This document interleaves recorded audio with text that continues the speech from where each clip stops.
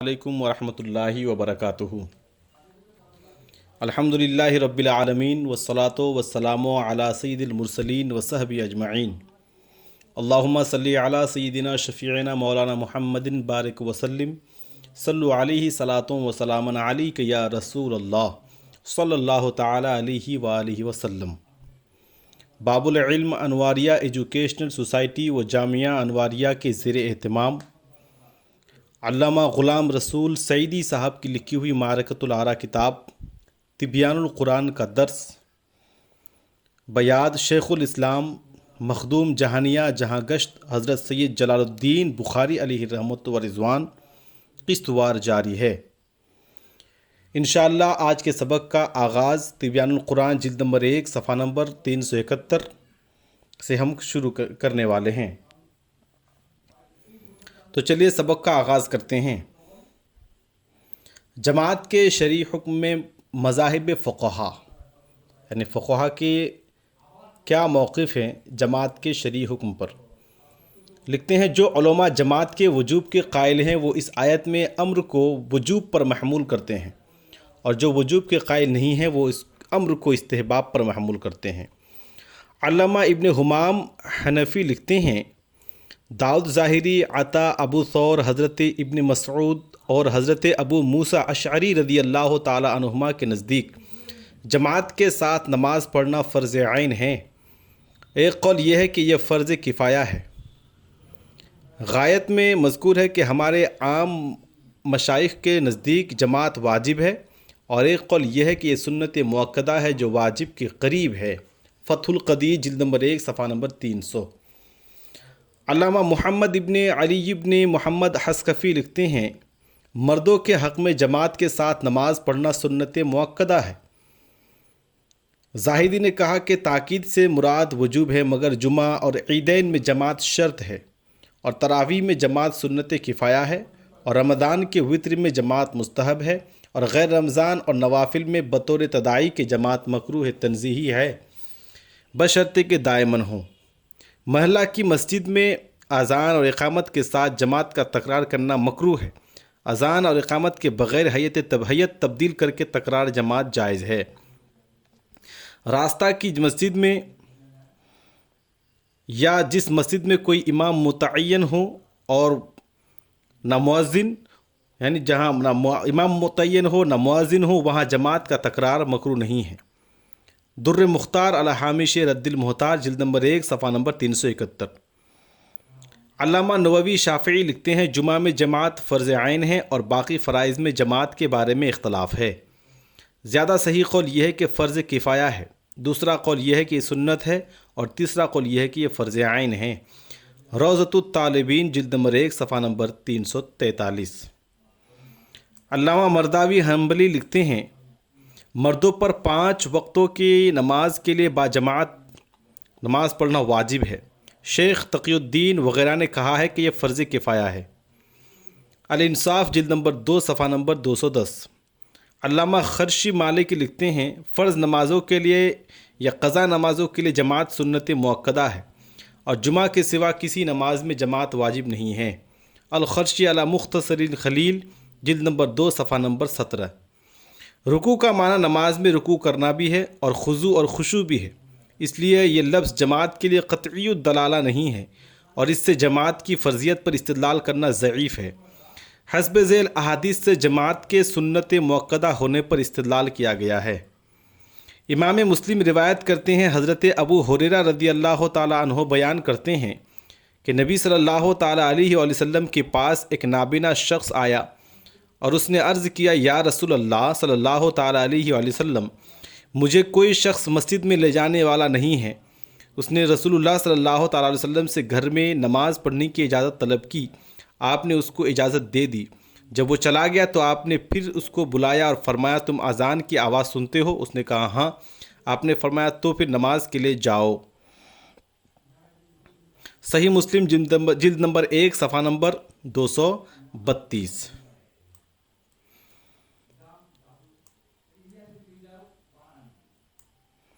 اس کا حاشیہ بھی مصنف علیہ الرحمٰ نے شارح علیہ الرحمٰ نے نقل کی ہے، اس حاشیہ کو بھی میں ناظرین کے حوالے کروں۔ لکھتے ہیں رسول اللہ صلی اللہ تعالیٰ علیہ وسلم نے حضرت عتبان بن مالک انصاری رضی اللہ تعالیٰ عنہ کو ان کے نابینا ہونے کی وجہ سے گھر میں نماز پڑھنے کی اجازت دے دی تھی، اس لیے اس حدیث میں امر استحباب پر معمول ہے اور اس کا وجوب منسوخ ہے، یعنی جماعت کی فضیلت حاصل کرنے کے لیے مسجد میں جاؤ ہر چند کہ تم پر واجب نہیں ہیں۔ یعنی مذکورہ حدیث میں جو فرمایا نماز کے لیے جو اذان ہو رہی ہے وہ سن رہے ہو، تو انہوں نے کہا ہاں، تو فرمایا جاؤ نماز پڑھنے کے لیے جاؤ۔ تو یہاں یہ مطلب نہیں کہ ان کے لیے بھی جماعت واجب ہے، بلکہ انہیں گھر میں نماز پڑھنے کی اجازت دے دی تھی اور فضیلت بیان کرنے کے لیے جماعت کی فقط انہوں نے کہا، حضور نے فرمایا کہ جاؤ ابھی نماز پڑھ لو جماعت کے ساتھ۔ چلیے، حضرت عبداللہ ابن مسعود رضی اللہ تعالیٰ عنہ بیان کرتے ہیں کہ ہمارے رائے یہ تھی کہ نماز کی جماعت صرف وہ شخص چھوڑتا ہے جو ایسا منافق ہو جس کا نفاق معلوم ہو یا وہ بہت بیمار ہو۔ بے شک ایک بیمار آدمی دو آدمیوں کے درمیان سہارے سے چل کر نماز پڑھنے کے لیے جاتا تھا، اور رسول اللہ صلی اللہ تعالیٰ علیہ وسلم نے ہم کو سنن الہدا کی تعلیم دی، اور سنن الہدا میں سے یہ ہے کہ جس مسجد میں اذان دی گئی ہو اس میں نماز پڑھی جائے۔ صحیح مسلم جلد نمبر 1 صفحہ نمبر 232۔ حضرت عبداللہ ابن مسعود رضی اللہ تعالیٰ عنہ بیان کرتے ہیں کہ جس آدمی کو اس سے خوشی ہو کہ کل وہ اللہ سے، یعنی اس بات سے خوشی ہو کہ کل وہ اللہ سے حالت اسلام میں ملاقات کرے، اسے چاہیے کہ جب ان نمازوں کی اذان دی جائے تو وہ ان کی حفاظت کرے، کیونکہ اللہ تعالیٰ نے تمہارے نبی کے لیے سنن الہدا کو مشروع کیا ہے اور ان کو جماعت سے پڑھنا سنن الہدا میں سے ہے۔ اور اگر تم نے گھروں میں نماز پڑھی جیسا کہ فلاں تارک کے جماعت اپنے گھر میں نماز پڑھتا ہے، تو تم اپنے نبی کی سنت کو ترک کر دو گے، اور اگر تم نے اپنے نبی کی سنت کو ترک کیا تو تم گمراہ ہو جاؤ گے۔ صحیح مسلم جلد نمبر 1 صفحہ نمبر 232۔ ان احادیث میں یہ تصریح ہے کہ جماعت سے نماز پڑھنا سنت مؤکدہ ہے، اور اس کو فرض عین یا فرض کفایہ کہنا ضعیف قول ہے۔ عورتوں کا مسجد میں جماعت کے ساتھ نماز پڑھنا اگرچہ فی نفسہ ہی جائز ہے، مگر ان کا گھروں میں نماز پڑھنا زیادہ افضل ہے۔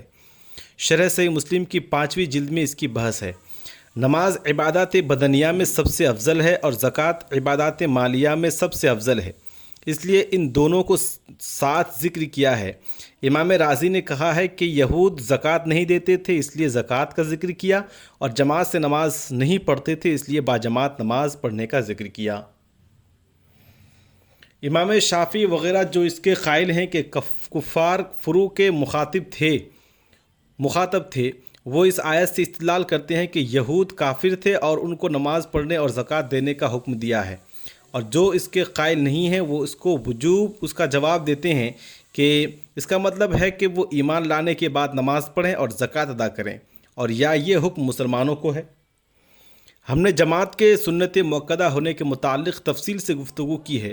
ہمارے زمانہ میں نوافل کی جماعت عورتوں کے لیے امامت اور سمجھدار نابالغ لڑکے کی تراویح میں امامت کے متعلق کافی بحث کی جاتی ہے، اس لیے ہم یہاں اس مسئلہ کی تحقیق کر رہے ہیں۔ فنقول وباللہ التوفیق۔ نوافل کی جماعت کی تحقیق۔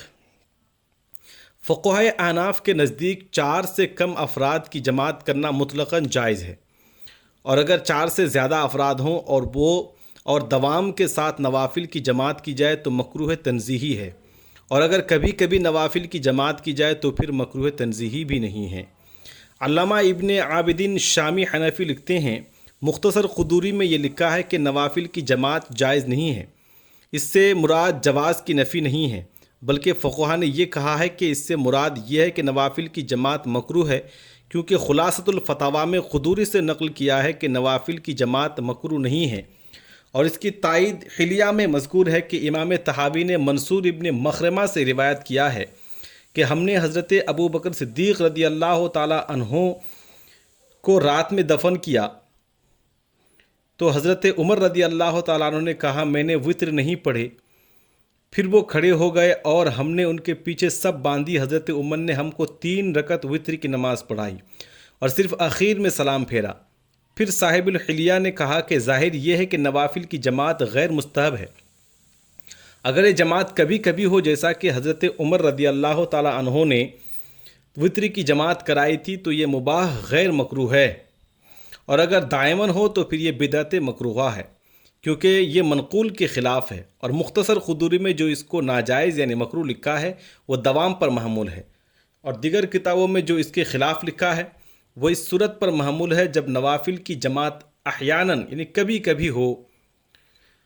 علامہ شامی فرماتے ہیں، میں کہتا ہوں صاحب الحلیہ کی تائید اس سے ہوتی ہے کہ البدائع میں مذکور ہے کہ تراویح کے سوا نوافل کی جماعت سنت نہیں ہے، بدائع الصنائع جلد نمبر 1 صفحہ نمبر 298، کیونکہ سنیت کی نفی کراہت کو مستلزم نہیں ہے۔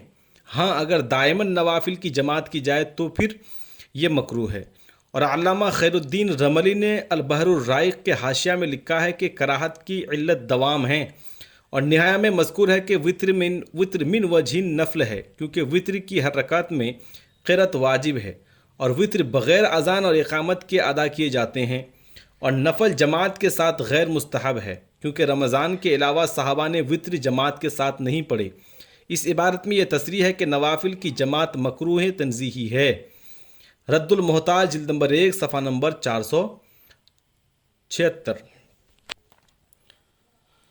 علامہ بخاری لکھتے ہیں، اگر امام کے سوا 3 نمازی ہوں تو نوافل کی جماعت بالاتفاق مکروہ نہیں ہے، اور 4 میں مشائخ کا اختلاف ہے، اور زیادہ صحیح یہ ہے کہ یہ بھی مکروہ نہیں ہے۔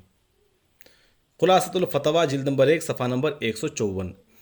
امام احمد رضا قادری لکھتے ہیں، امام کے سوا 3 آدمیوں تک تو اجازت ہی ہے۔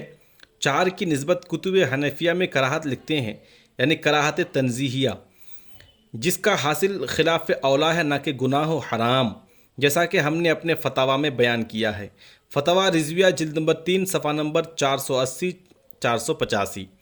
مگر مسئلہ مختلف فی ہے، اور بہت اکابرین سے جماعت نوافل بالتداعی ثابت ہے، اور عوام فعل خیر سے منع نہیں کیے جائیں گے۔ علماء امت و حکمائے ملت نے ایسی ممانعت سے منع فرمایا ہے۔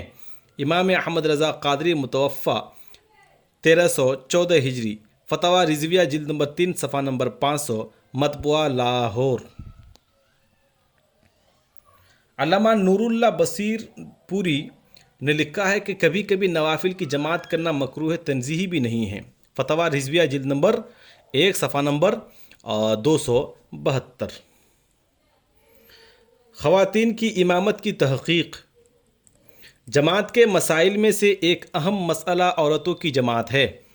امام شافعی کے نزدیک عورتوں کو نماز پڑھانا اور ان کا باجماعت نماز پڑھانا جائز ہے۔ امام احمد رضا کے اس مسئلہ میں 2 قول ہیں۔ ایک قول یہ ہے کہ عورتوں کی جماعت مستحب ہے، اور دوسرا قول یہ ہے کہ غیر مستحب ہے۔ امام احمد بن حنبل ہے اس میں مراد۔ امام مالک کے نزدیک عورت کی اقتداء میں نماز پڑھنا ناجائز ہے۔ امام ابو حنیفہ کے نزدیک عورتوں کے لیے امام ہونا مکروہ تحریمی ہے۔ ہر چند کے امام احمد اور امام شافعی کے نزدیک عورتوں کے لیے امام ہونا جائز ہے، لیکن انہوں نے یہ تصریح کی ہے کہ عورتوں کا مردوں کے لیے امام ہونا ناجائز ہے، اور مردوں کے لیے عورت کی امامت باطل ہونے پر ائمہ 4 کا اجماع ہے۔ عورت کی امامت کے جواز کے سلسلے میں جو احادیث ہیں پہلے ہم ان کا ذکر کریں گے، پھر فقہاء مذاہب کو بیان کریں گے۔ فنقول وباللہ التوفیق۔ خواتین کی امامت کے متعلق احادیث۔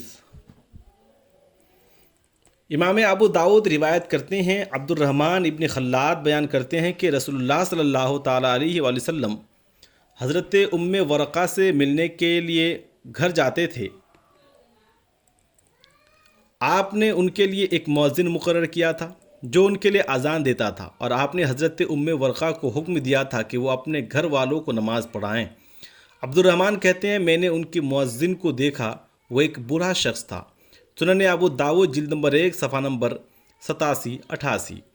امام بیہقی روایت کرتے ہیں، ولید بن جمیع بیان کرتے ہیں کہ میری دادی نے حضرت ام ورقہ بنت عبداللہ بن الحارث رضی اللہ عنہا سے روایت کیا ہے کہ رسول اللہ صلی اللہ تعالیٰ علیہ وآلہ وسلم ام ورقہ رضی اللہ تعالیٰ عنہا سے ملاقات کے لیے جاتے تھے، اور آپ نے ان کا نام شہیدہ رکھا تھا۔ حضرت ام ورقہ نے قرآن حفظ کیا تھا۔ رسول اللہ صلی اللہ تعالیٰ علیہ وسلم جب غزوہ بدر کے لیے گئے تو حضرت ام ورقہ نے عرض کیا، مجھے بھی اپنے ساتھ جانے کی اجازت دیں، میں زخمیوں کے دواداروں کروں گی، یعنی زخمیوں کا علاج کروں گی اور مریضوں کی دیکھ بھال کروں گی۔ شاید اللہ تعالیٰ میرے لیے بھی شہادت مقدر کر دے۔ آپ نے فرمایا اللہ تعالیٰ نے تمہارے لیے شہادت مقدر کر دی ہے، اور آپ نے ان کا نام شہیدہ رکھ دیا، اور نبی صلی اللہ تعالیٰ علیہ وآلہ وسلم نے انہیں حکم دیا کہ وہ اپنے گھر والوں کو نماز پڑھائیں۔ انہوں نے اپنی ایک باندی اور ایک غلام کو مدبر کر دیا تھا۔ حضرت عمر رضی اللہ تعالیٰ عنہ کے عہد خلافت میں ان دونوں نے حضرت ام ورقہ کو قتل کر دیا۔ وہ دونوں قتل کر کے بھاگ گئے اور پکڑے گئے اور ان کو پھانسی دی گئی، اور یہ پہلے لوگ تھے جن کو مدینہ میں پھانسی دی گئی۔ اس وقت حضرت عمر رضی اللہ تعالیٰ عنہ نے کہا رسول اللہ صلی اللہ تعالیٰ علیہ وسلم نے سچ فرمایا تھا کہ چلو ہم شہیدہ کی زیارت کریں۔ سنن کبریٰ جلد نمبر 3 صفحہ نمبر 130۔ امام حاکم روایت کرتے ہیں حضرت ام ورقہ انصاریہ رضی اللہ تعالیٰ عنہ بیان کرتی ہیں کہ رسول اللہ صلی اللہ تعالیٰ علیہ وسلم فرماتے تھے چلو شہیدہ کے پاس جائیں اور ہم ان کی زیارت کریں، اور آپ نے یہ حکم دیا تھا کہ ان کے لیے اذان دی جائے اور اقامت کہی جائے اور وہ اپنے گھر والوں کو فرض نمازیں پڑھائیں۔ مسلم بن ولید بن جمی نے اس سے استدلال کیا ہے میں اس مسئلہ میں اس حدیث کے سوا اور کسی حدیث متصل کو نہیں جانتا، اور ہم نے حضرت ام المومنین عائشہ صدیقہ رضی اللہ تعالیٰ عنہ سے روایت کیا ہے کہ وہ اذان دیتی تھیں، اقامت کہتی تھیں اور عورتوں کو نماز پڑھاتی تھیں۔ المستدرک جلد نمبر 1 صفحہ نمبر 203۔ امام بیہقی روایت کرتے ہیں رائتہ حنفیہ بیان کرتی ہے کہ حضرت عائشہ صدیقہ رضی اللہ تعالیٰ عنہ نے فرض نمازوں میں عورتوں کی امامت کی اور ان کے وسط میں کھڑی ہوئیں۔ سنن کبریٰ جلد نمبر 3 صفحہ نمبر 131۔ عطا بیان کرتے ہیں کہ حضرت عائشہ صدیقہ رضی اللہ تعالیٰ عنہ اذان دیتی تھی، اقامت کہتی تھیں اور عورتوں کی امامت کرتی تھی اور ان کے وسط میں کھڑی ہوتی تھی۔ سنن کبریٰ جلد نمبر 3 صفحہ نمبر 131۔ جہیرہ بیان کرتی ہیں کہ حضرت ام سلمہ رضی اللہ تعالیٰ عنہ نے عورتوں کی امامت کی اور ان کے وسط میں کھڑی ہوئیں۔ حضرت ابن عباس رضی اللہ تعالیٰ عنہما بیان کرتے ہیں کہ عورتوں کی امامت کرے اور ان کے وسط میں کھڑی ہوں۔ سنن کبریٰ جلد نمبر 3 صفحہ نمبر 131۔ امام دارقطنی روایت کرتے ہیں حضرت ام ورقہ رضی اللہ تعالیٰ عنہ بیان کرتی ہیں کہ وہ رسول اللہ صلی اللہ تعالیٰ علیہ وسلم کے عہد میں امامت کرتی تھی اور آپ نے ان کو اجازت دی تھی کہ وہ اپنے گھر والوں کو نماز پڑھائیں۔ سنن دارقطنی جلد نمبر 1 صفحہ نمبر 403۔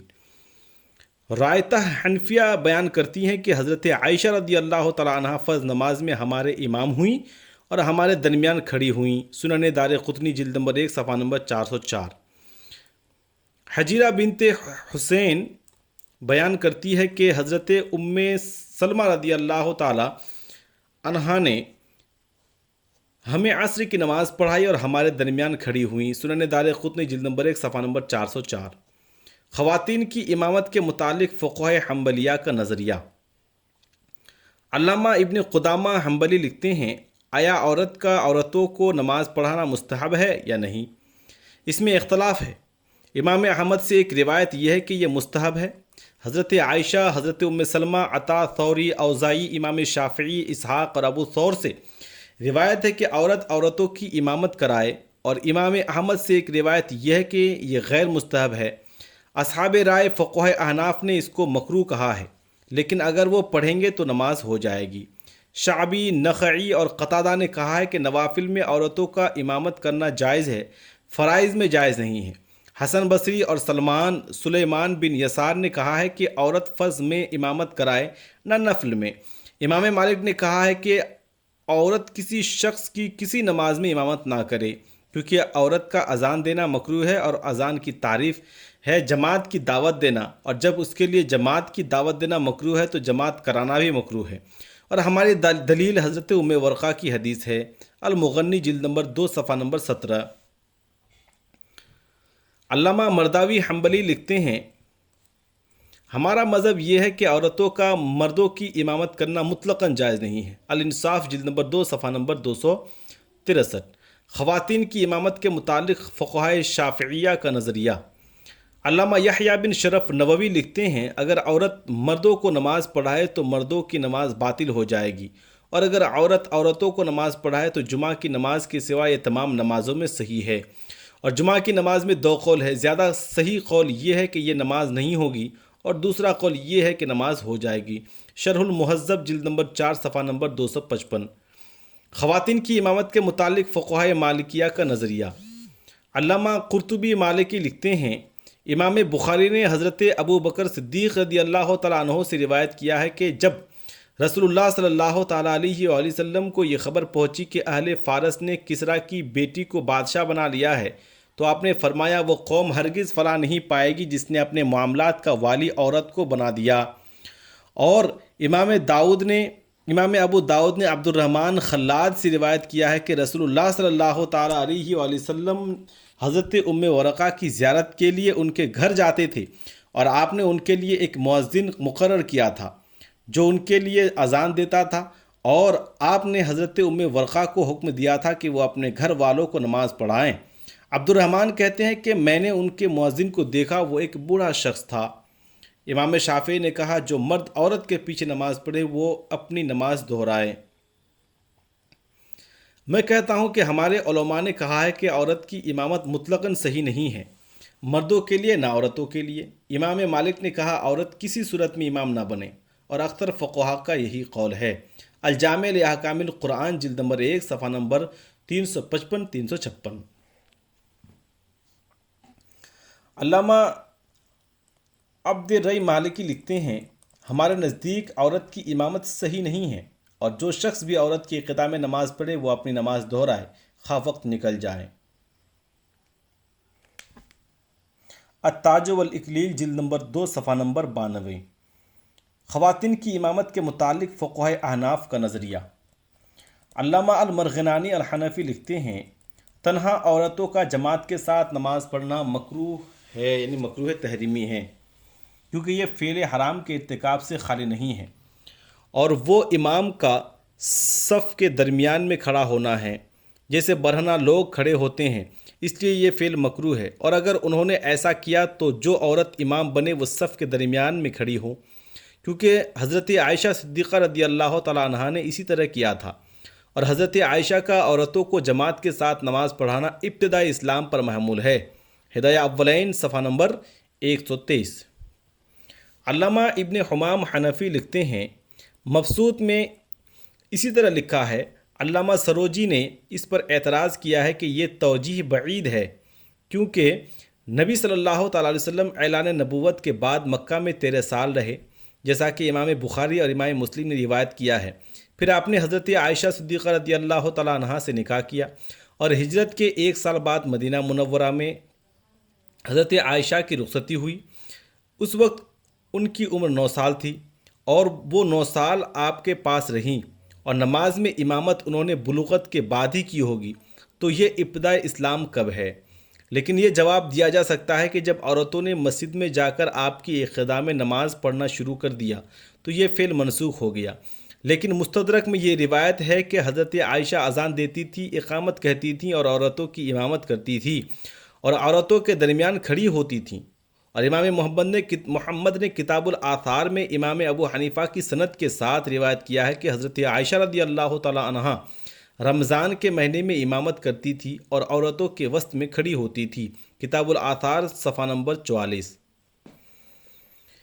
اور یہ بات معلوم ہے کہ تراویح کی جماعت نبی صلی اللہ تعالیٰ علیہ وسلم کے وصال کے بعد مروج ہوئی، اور سنن ابو داؤد میں ہے کہ حضرت ام ورقہ انصاریہ کو نبی صلی اللہ تعالیٰ علیہ وسلم نے یہ حکم دیا تھا کہ وہ اپنے گھر والوں کو نماز پڑھائیں، اور ان کے لیے ایک مؤذن مقرر کیا تھا۔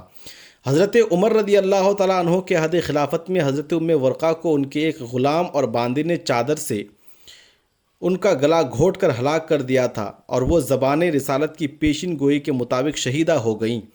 عبد الرحمن نے کہا میں نے ان کے مؤذن کو دیکھا تھا، وہ بوڑھا شخص تھا۔ یہ تمام روایات دعوی نسخ کی نفی کرتی ہے۔ سنن ابو داؤد کی روایت کی سند میں ولید بن جمی اور عبد الرحمن ابن خالد انصاری پر ابن القطان نے یہ اعتراض کیا ہے کہ ان دونوں کا حال معلوم نہیں ہے، لیکن امام ابن حبان نے ان کا ثقات میں ذکر کیا ہے۔ ان احادیث کے جواب میں یہ بھی کہا گیا ہے کہ نبی صلی اللہ تعالیٰ علیہ وسلم نے حضرت ورقہ کو جو نماز پڑھانے کی اجازت دی تھی، اس اجازت کا دوام اور استمرار لازم نہیں آتا، اس لیے ہو سکتا ہے کہ بعد میں یہ اجازت منسوخ ہو گئی ہو۔ اور حضرت عائشہ رضی اللہ تعالیٰ عنہا جو رمضان میں امامت کرتی تھی، تو اس سے یہ کب لازم آتا ہے کہ وہ تراویح کی امامت کرتی تھی۔ اور مصنف عبد الرزاق میں حضرت ابن عباس رضی اللہ تعالیٰ عنہما کا یہ قول روایت کیا گیا ہے کہ عورتوں کی امامت کرے اور ان کے وسط میں کھڑی ہو۔ المصنف جلد نمبر 3 صفحہ نمبر 140۔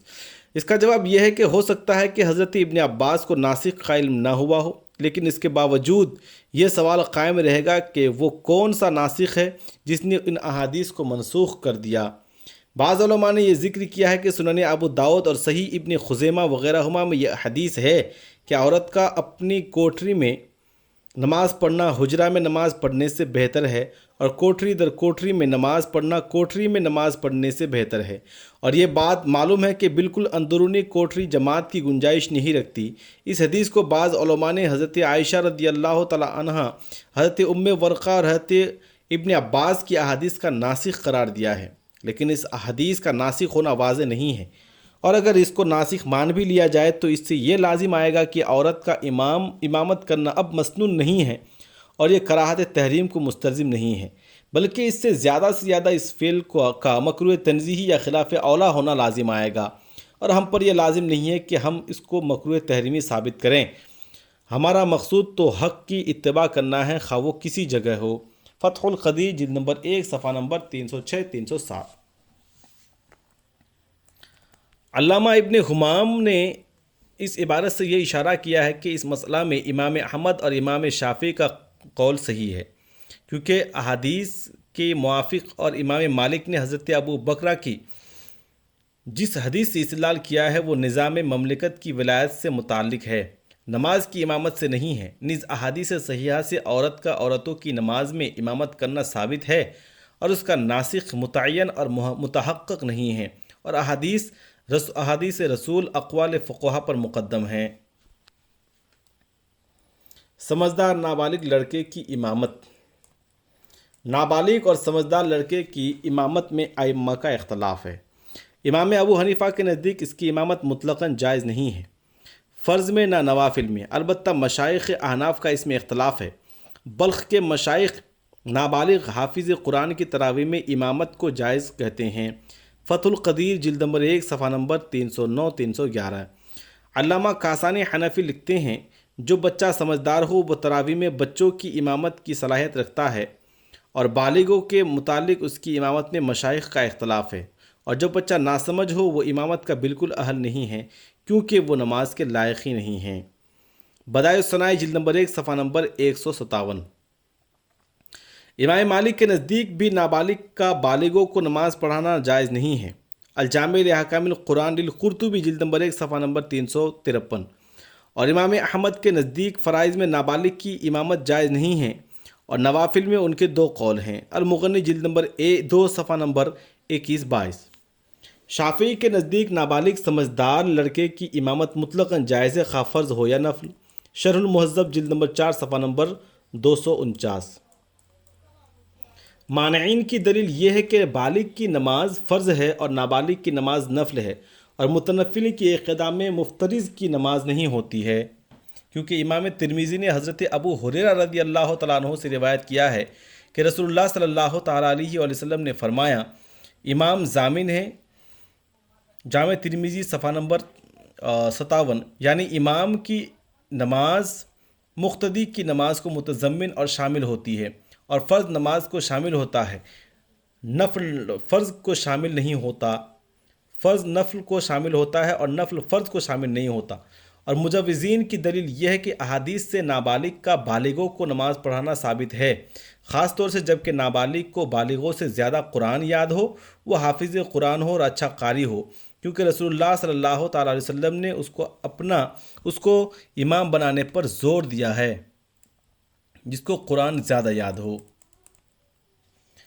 امام مسلم روایت کرتے ہیں، حضرت ابو مسعود رضی اللہ تعالیٰ عنہ بیان کرتے ہیں کہ رسول اللہ صلی اللہ تعالیٰ علیہ وسلم نے فرمایا، جس شخص کو لوگوں میں سب سے زیادہ قرآن یاد ہو اس کو امام بناؤ. اگر قرأت میں سب برابر ہوں تو جس نے پہلی ہجرت کی ہو، اور اگر ہجرت میں سب برابر ہو تو جو عمر میں بڑا ہو، اور اگر کوئی شخص کسی کی ولایت اور اس کے گھر نماز نہ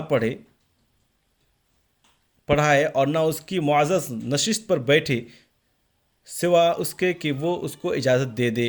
صحیح مسلم جلد نمبر 1 صفحہ نمبر 226. امام نسائی کی روایت میں ہے کہ اگر سب ہجرت میں برابر ہو تو جو سنت کا زیادہ عالم ہو اس کو امام بناؤ. آج کا ہمارا سبق صفحہ نمبر تبیان القرآن جلد نمبر 1 صفحہ نمبر 371 سے شروع ہوا اور 379 پر ختم ہوا. السلام علیکم ورحمۃ اللہ وبرکاتہ.